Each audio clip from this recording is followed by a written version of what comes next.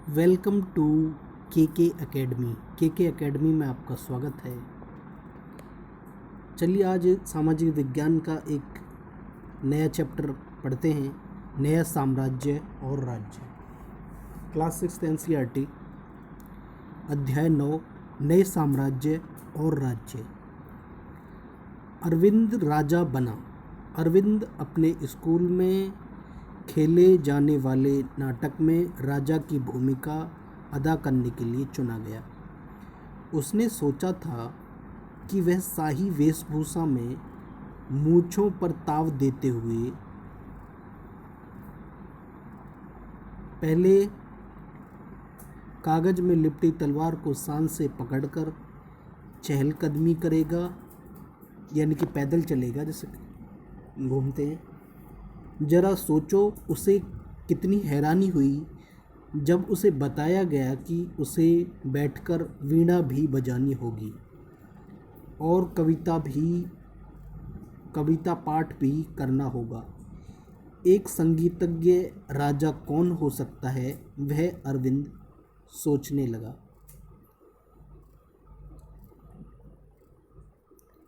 क्या बताती हैं प्रशस्तियाँ। दरअसल अरविंद गुप्त वंश के प्रसिद्ध राजा समुद्रगुप्त की भूमिका अदा करने जा रहा था। समुद्रगुप्त के बारे में हमें इलाहाबाद में अशोक स्तंभ पर खुदे एक लंबे अभिलेख से पता चलता है। इसकी रचना समुद्रगुप्त के दरबार में कवि व मंत्री रहे हरिशैंड द्वारा एक काव्य के रूप में की गई थी। यह एक विशेष किस्म का अभिलेख है जिसे प्रशस्ति कहते हैं।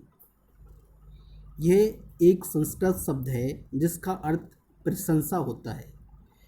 प्रशस्तियाँ लिखने का प्रचलन पहले भी था, जैसे तुमने अध्याय 8 में गौतमी पुत्र श्री सातकर्णी की प्रशस्ति के बारे में पढ़ा, परंतु गुप्तकाल में इनका महत्व और बढ़ गया। समुद्रगुप्त की प्रशस्ति आओ देखें। समुद्रगुप्त की प्रशस्ति हमें क्या बताती है। कवि ने इसमें राजा की एक युद्धों को जीतने वाले राजा, विद्वान तथा एक उत्कृष्ट कवि के रूप में भरपूर प्रशंसा की है। यहाँ तक कि उसे ईश्वर के बराबर बताया गया है। प्रशस्ति में लंबे लंबे वाक्य दिए गए हैं। यहाँ वैसे ही एक वाक्य का अंश दिया गया है। योद्धा समुद्रगुप्त, जिनका शरीर मैदान में कुठारों, कुल्हाड़ियों, तीरों, भालों, बर्छों, तलवारों, लोहे की गदाओं, नुकीले तीरों तथा अन्य सैकड़ों हथियारों से लगे घावों के दाग से भरे होने के कारण अत्यंत सुंदर दिखता है। यह वर्णन तुम्हें उस राजा के बारे में क्या बताता है। राजा किस प्रकार युद्ध लड़ते थे। ये कुछ सिक्के दिए। वीणा बजाने वाला राजा, मतलब राजा वीणा बजाता था। समुद्रगुप्त के कुछ अन्य गुणों को सिक्कों पर दिखाया गया है, जैसे इस सिक्के में उन्हें वीणा बजाते हुए दिखाया गया है। अगर तुम मानचित्र 7 पृष्ठ 89 को गौर से देखो तो पाओगे कि एक क्षेत्र को हरे रंग से रंगा गया है। तुम्हें पूर्वी समुद्र तट के साथ साथ एक क्रम में लाल बिंदु दिखेंगे। उसी तरह कुछ क्षेत्र बैंगनी और नीले रंग के भी मिलेंगे। यह मानचित्र इस प्रशस्ति में प्राप्त जानकारियों के आधार पर बनाया गया है। हरिशैंड 4 विभिन्न प्रकार के राजाओं और उनके प्रति समुद्रगुप्त की नीतियों का वर्णन करते हैं। मानचित्र में हरे रंग का क्षेत्र आर्यावर्त के उन 9 शासकों का है जिन्हें समुद्रगुप्त ने हराकर उनके राज्यों को अपने राज्य में मिला लिया। इसके बाद दक्षिणापथ के 12 शासक आते हैं। इनमें से कुछ की राजधानियों को दिखाने के लिए मानचित्र पर लाल बिंदु दिए गए हैं। इन सब ने हार जाने पर समुद्रगुप्त के सामने समर्पण किया था। समुद्रगुप्त ने उन्हें फिर से शासन करने की अनुमति दे दी। पड़ोसी देशों का आंतरिक घेरा बैंगनी रंगों से रंगा गया है। इसमें असम, तटीय बंगाल, नेपाल और उत्तर पश्चिम के कई गण या संघ, अध्याय 5 याद करो, आते हैं। मतलब इसमें असम, तटीय बंगाल, नेपाल और उत्तर पश्चिम के कई गण या संघ आते थे। ये समुद्रगुप्त के लिए उपहार लाते थे, उनकी आज्ञाओं का पालन करते थे तथा उनके दरबार में उपस्थित हुआ करते थे। बाहा इलाके के शासक मतलब बाहरी, जिन्हें नीले रंग से रंगा गया है, संभवतः कुषाण तथा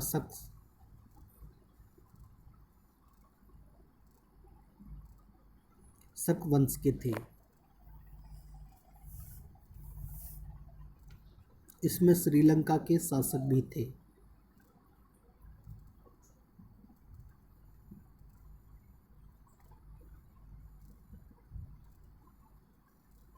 शक वंश के साथ इसमें स्वीकार किया और अपनी पुत्रियों का विवाह उससे किया। मानचित्र में प्रयाग इलाहाबाद का पुराना नाम, उज्जैन तथा पाटलिपुत्र, पटना ढूंढो। उज्जैन और पाटलिपुत्र,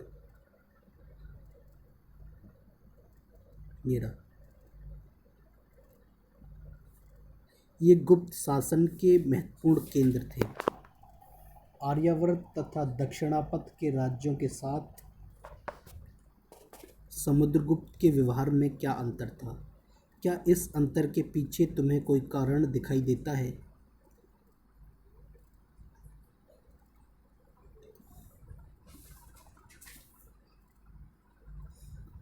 ये सब दे रखे हैं: थानेसर, मथुरा, कन्नौज, प्रयाग, उज्जैन, वल्लभी, भरूच, पाटलिपुत्र, नालंदा, सातवाहन, अजंता, अमरावती, ऐहोल, चालुक्य, पल्लव, कांचीपुरम, चेर, मदुरई, चोल, पांड्य।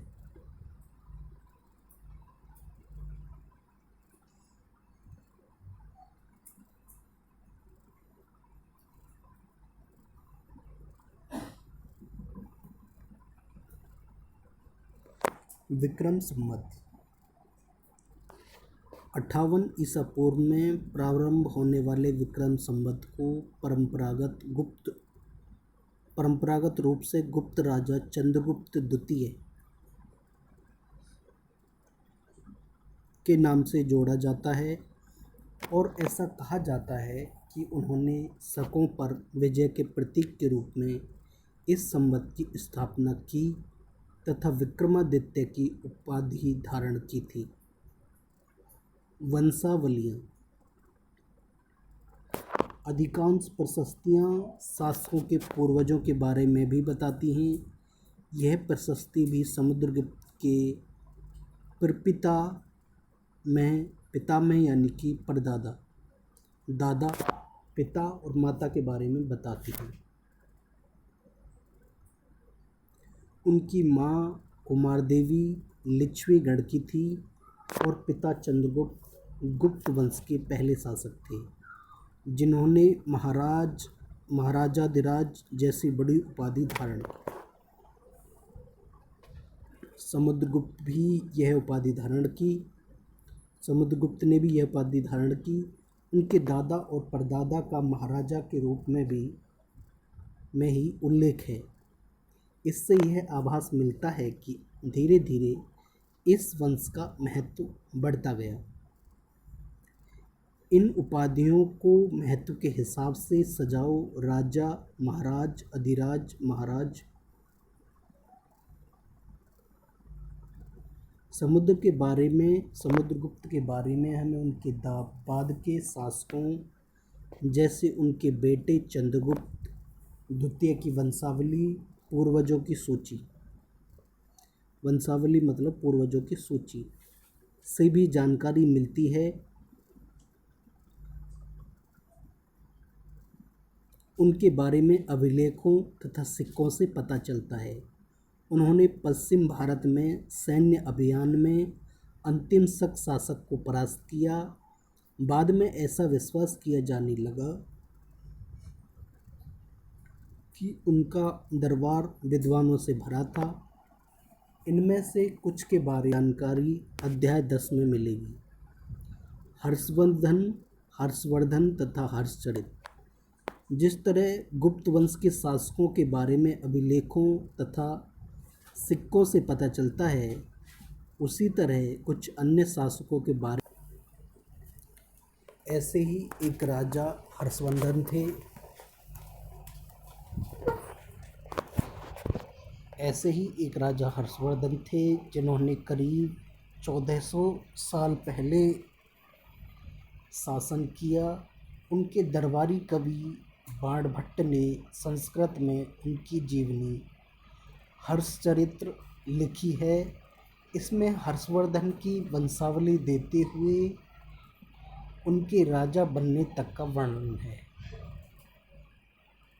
चीनी तीर्थयात्री स्वान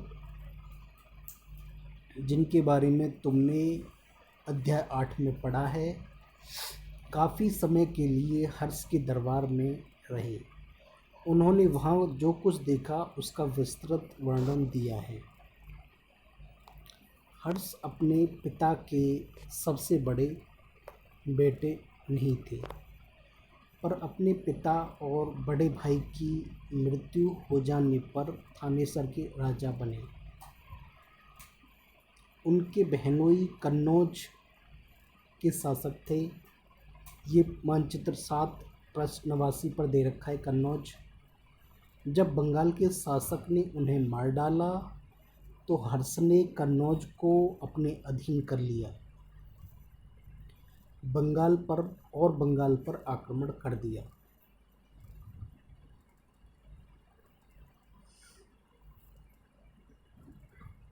मगध तथा संभवतः बंगाल को भी जीतकर उन्हें पूर्व में जितनी सफलता मिली थी उतनी सफलता अन्य जगहों पर नहीं मिली। जब उन्होंने नर्मदा नदी को पार कर दक्कन की ओर बढ़ने की कोशिश की, तब चालुक्य नरेश पुलकेशिन द्वितीय ने उन्हें रोक दिया। भारत का राजनीतिक मानचित्र देखो और सूची बनाओ कि जब हर्षवर्धन के बंगाल तथा खे नर्मदा तक गए होंगे तो आज के किन किन राज्यों से गुजरे होंगे। पल्लव, चालुक्य और पुलकेशिन द्वितीय की प्रशस्तियाँ। इस काल में पल्लव और चालुक्य दक्षिण भारत के सबसे महत्वपूर्ण राजवंश थे।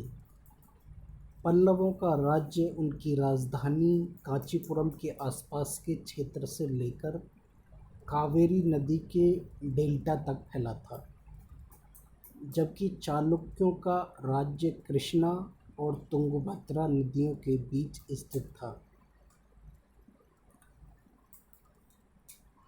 चालुक्यों की राजधानी ऐहोल थी। यह एक प्रमुख व्यापारिक केंद्र था।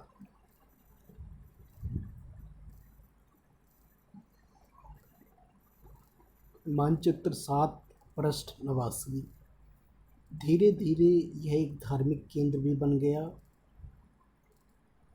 जहाँ कई मंदिर थे। पल्लव और चालुक्य एक दूसरे की सीमाओं का अतिक्रमण करते थे। मुख्य रूप से राजधानियों को निशाना बनाया जाता था जो समृद्ध शहर थे। पुलकेशिन द्वितीय सबसे प्रसिद्ध चालुक्य राजा थे। उनके बारे में हमें उनके दरबारी कवि रवि कीर्ति द्वारा रचित प्रशस्ति से पता चलता है। इसमें उनके पूर्वजों, खासतौर से पिछली 4 पीढ़ियों के बारे में बताया गया है। पुलकेशिन द्वितीय को अपने चाचा से यह राज्य मिला था।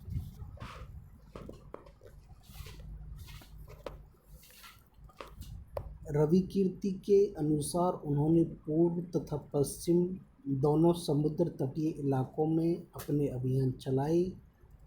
इसके अतिरिक्त उन्होंने हर्ष को भी आगे बढ़ने से रोका। हर्ष का अर्थ आनंद होता है। कवि का कहना है कि इस पराजय के बाद हर्ष अब हर्ष नहीं रहा। पुलकेशिन द्वितीय ने पल्लव राजा के ऊपर भी आक्रमण किया, जिसे कांचीपुरम की दीवार के पीछे शरण लेनी पड़ी। पर चालुक्यों की विजय अल्पकालीन थी। लड़ाई से दोनों वंश दुबले होते गए। पल्लवों और चालुक्यों को अंततः राष्ट्रकूट तथा चोल वंशों ने समाप्त कर दिया। इसके बारे में तुम कक्षा 7 में पढ़ोगे। वे कौन से अन्य शासक थे जो तटों पर अपना नियंत्रण करना चाहते थे? अध्याय 8 देखो। पहले के राजाओं की तरह इन राजाओं के लिए भूमि पर कर सबसे महत्वपूर्ण बना रहा। प्रशासन की प्राथमिक इकाई गांव होते थे, लेकिन धीरे धीरे कई बदलाव आए। राजाओं ने आर्थिक, सामाजिक, राजनीतिक या रखने वाले लोगों का समर्थन जुटाने के लिए अन्य कदम उठाए। उदाहरण के तौर पर कुछ महत्वपूर्ण प्रशासकीय पद आनुवंशिक बन गए, अर्थात बेटे अपने पिता का पद पाते थे। जैसे कि कवि हरिसेन अपने पिता की तरह महादंडनायक अर्थात मुख्य अधिकारी थे। कभी कभी एक ही व्यक्ति कई पदों पर कार्य करता था, जैसे कि हरिसेन एक महादंडनायक होने के साथ साथ कुमारामात्य अर्थात एक महत्वपूर्ण मंत्री तथा एक संधि विग्रहिक अर्थात युद्ध और विषय शांति के विषयों का भी मंत्री था। संभवतः वहाँ के स्थानीय प्रशासन में प्रमुख व्यक्तियों का बहुत बोलबाला था। इसमें नगर श्रेष्ठी यानी मुख्य बैंकर या शहर का व्यापारी, सार्तवाह यानी व्यापारियों के लिए के काफिले का नेता, प्रथम कुलिक अर्थात मुख्य शिल्पकार तथा कायस्थों यानी लिपिकों के प्रधान जैसे लोग होते थे। इस तरह की नीतियाँ कुछ हद तक प्रभावशाली होती थी, पर समय के साथ साथ इनमें से कुछ व्यक्ति इतने शक्तिशाली हो जाते थे कि अपना स्वतंत्र राज्य स्थापित कर लेते थे।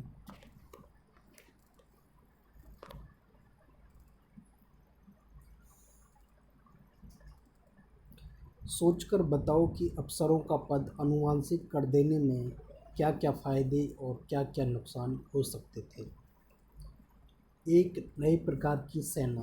कुछ राजा अभी भी पुराने राजाओं की तरह एक सुसंगठित सेना रखते थे, जिसमें हाथी, रथ, घुड़सवार और पैदल सिपाही होते थे।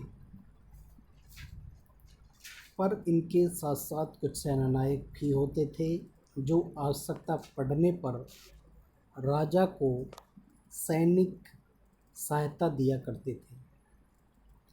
इन सेना नायकों को कोई नियमित वेतन नहीं दिया जाता था। बदले में इनमें से कुछ को भूमिदान दिया जाता था। दी गई भूमि से ये कर वसूलते थे, जिससे वो सेना तथा घोड़ों की देखभाल करते थे। साथ ही वे इससे युद्ध के लिए हथियार जुटाते थे। इस तरह के व्यक्ति सामंत कहलाते थे। जहाँ कहीं भी शासक दुर्लभ होते थे, ये सामंत स्वतंत्र होने की कोशिश करते थे। दक्षिण के राज्यों में सभाएं। पल्लवों के अभिलेखों में कई स्थानीय सभाओं की चर्चा है। इनमें से एक था ब्राह्मण भूस्वामियों का संगठन, जिसे सभा कहते थे। ये सभाएं उपसमितियों के जरिए सिंचाई, खेतीबाड़ी से जुड़े विभिन्न काम, सड़क निर्माण, स्थानीय मंदिरों की देखरेख आदि का काम करती थी। जिन इलाकों के गोस्वामी ब्राह्मण नहीं थे वहाँ उर नामक ग्राम सभा के होने की बात कही गई है। नगरम व्यापारियों के एक संगठन का नाम था।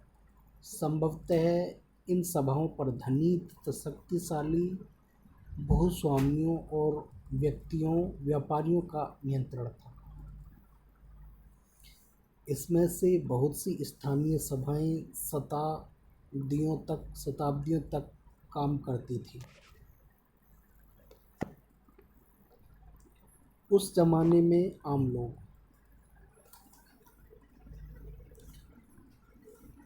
जनसाधारण के जीवन की थोड़ी बहुत झलक हमें नाटकों तथा अन्य स्रोतों से मिलती है।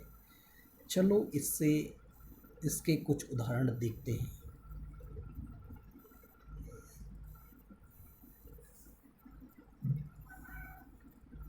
कालिदास अपने नाटकों में राजदरबार के जीवन के चित्रण के लिए प्रसिद्ध है। इन नाटकों में एक रोचक बात यह है कि राजा और अधिकांश ब्राह्मणों को संस्कृत बोलते हुए दिखाया गया है, जबकि अन्य लोग तथा महिलाएं प्राकृत बोलते हुए दिखाए गए हैं। उनका सबसे प्रसिद्ध नाटक अभिज्ञान शाकुंतलम दुष्यंत नामक एक राजा और शकुंतला नाम की एक युवती की प्रेम कहानी है। इस नाटक में एक गरीब मछुआरे के साथ राज कर्मचारियों के दुर्व्यवहार की बात की गई है। एक मछुआरे को एक कीमती अंगूठी मिली। यह अंगूठी राजा ने शकुंतला को भेंट की थी, पर दुर्घटनावश उसे एक मछली निगल गई। जब मछुआरा इस अंगूठी को लेकर राजमहल पहुंचा तो द्वारपाल ने उस पर चोरी का आरोप लगाया और मुख्य पुलिस अधिकारी भी बुरी तरह से पेश आया। राजा उस अंगूठी को देखकर बहुत खुश हुए। उन्होंने मछुआरे को इनाम दिया।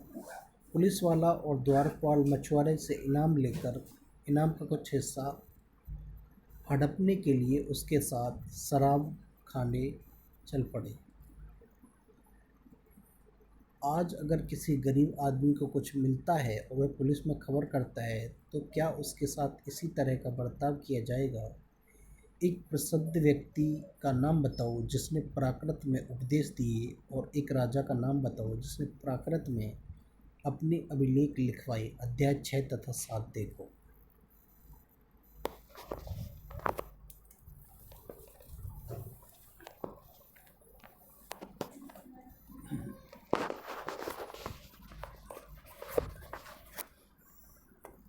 चीनी तीर्थयात्री फाशियन का ध्यान उन लोगों की दुर्गति पर भी गया जिन्हें ऊंचे और शक्तिशाली लोग अछूत मानते थे। उन्हें शहरों के बाहर रहना पड़ता था।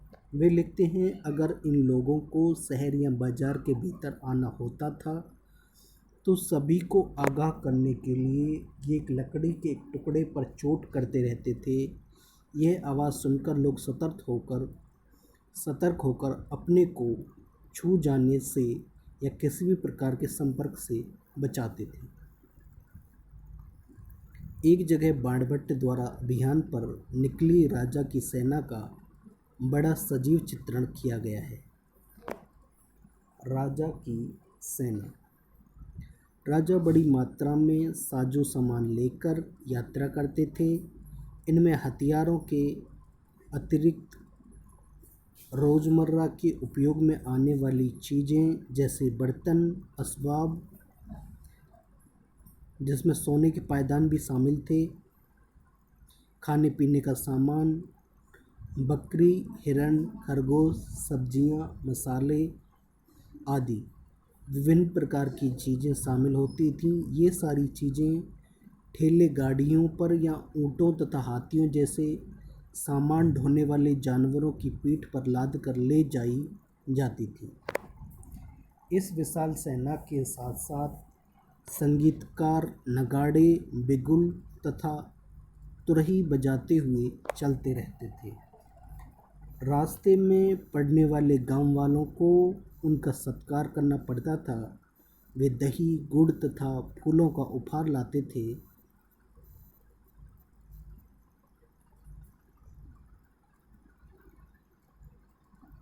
तथा जानवरों को भी चारा देते थे। वे राजा से भी मिलना चाहते थे ताकि अपनी शिकायत या कोई अनुरोध उनके सामने रख सके, पर ये सेनाएं अपने पीछे विनाश और विध्वंस की निशानी छोड़ जाती थी। अक्सर गांव वालों की झोपड़ियां हाथी कुचल डालते थे और व्यापारियों के काफिलों में जुटे बैल इस हलचल भरे माहौल से डरकर भाग खड़े होते थे। बाणभट्ट लिखते हैं, पूरी दुनिया धूल की गर्द में डूब जाती थी। सेना के साथ ले जाई जाने वाली चीज़ों की सूची बनाओ। ग्रामवासी राजा के लिए क्या क्या लेकर आते थे, कल्पना करो। हर्षवर्धन की सेना तुम्हारे गांव आने वाली है। तुम्हारे माता पिता इसके लिए तैयारी कर रहे हैं। वर्णन करो कि क्या क्या बोल रहे हैं और क्या क्या कर रहे हैं।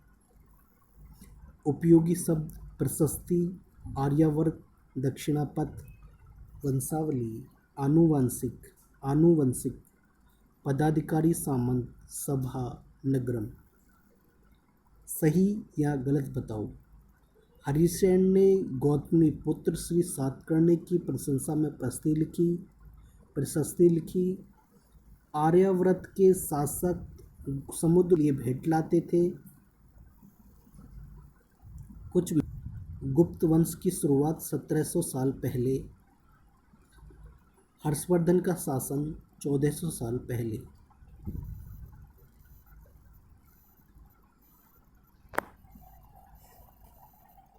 दक्षिणापथ में 12 शासक थे। गुप्त शासकों के नियंत्रण में दो महत्वपूर्ण केंद्र तक्षशिला और मदुरई थे। ऐहोल पल्लवों की राजधानी थी। दक्षिण भारत में स्थानीय सभाएं सदियों तक काम करती रहीं। क्वेश्चन नंबर 2 है, ऐसे 3 लेखकों के नाम बताओ जिन्होंने हर्षवर्धन के बारे में लिखा। इस युग में क्वेश्चन नंबर 3 है, इस युग में सैन्य संगठन में क्या बदलाव आए हैं। क्वेश्चन नंबर 4 है, इस काल की प्रशासनिक व्यवस्था में तुम्हें क्या क्या नई चीज़ें दिखती हैं। आओ चर्चा करें। क्वेश्चन नंबर 5 है, तुम्हें क्या लगता है कि समुद्रगुप्त की भूमिका अदा करने के लिए अरविंद को क्या क्या करना पड़ेगा। क्वेश्चन नंबर 6 है, क्या प्रशस्तियों को पढ़कर आम लोग समझ लेते होंगे। अपने उत्तर के कारण बताओ। आओ करके देखें। क्वेश्चन नंबर 7 है, अगर तुम्हें अपनी वंशावली बनानी हो तो तुम उसमें किन लोगों को शामिल करोगे। कितनी पीढ़ियों को तुम इसमें शामिल करना चाहोगे। एक चार्ट बनाओ और उसे भरो। क्वेश्चन नंबर 8 है, आज युद्ध का असर जनसाधारण पर किस तरह पड़ता है। ये था आपका लेसन कंप्लीट, नए साम्राज्य और राज्य।